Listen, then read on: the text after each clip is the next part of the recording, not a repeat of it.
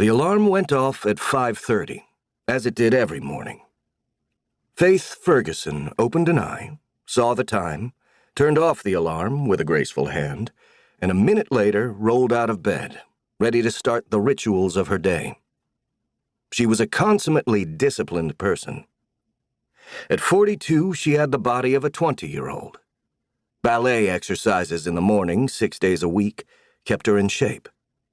She got up, brushed her teeth, combed her shoulder-length blonde hair and wound it into a tight knot, and looked like a ballerina as she put on her black leotard and pink ballet shoes. She was wide awake by the time she called her ballet teacher on her computer.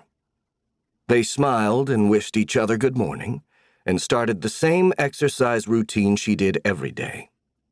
She had a highly disciplined life.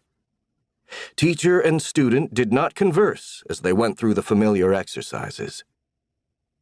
They finished their work together promptly at 7 a.m., wished each other a good day, ended the connection, and Faith headed for the shower. It was a dark, blustery January morning, and she had a busy day ahead. January was one of her busiest times of year. She was one of the most sought-after wedding planners in New York. People often came to her to plan their weddings right after the holidays. She had appointments with 3 new clients this week, all referred by satisfied previous clients. Some had seen interviews she'd given or read her books. She had published 3 successful books. They were the Bibles for anyone about to get married.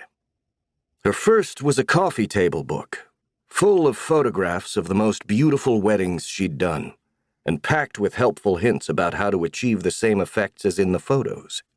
Except, of course, that couldn't be done, not without her help and expertise.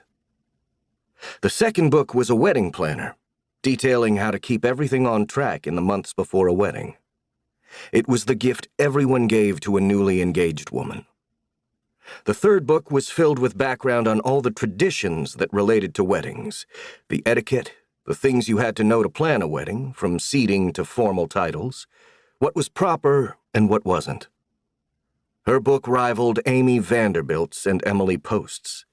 She had a definitive, friendly, accessible style, while being definite about what was correct etiquette and what wasn't. Another must-have for any bride. Faith had never been married herself, although she had come close twice. She was young the first time, and it had been a devastating experience.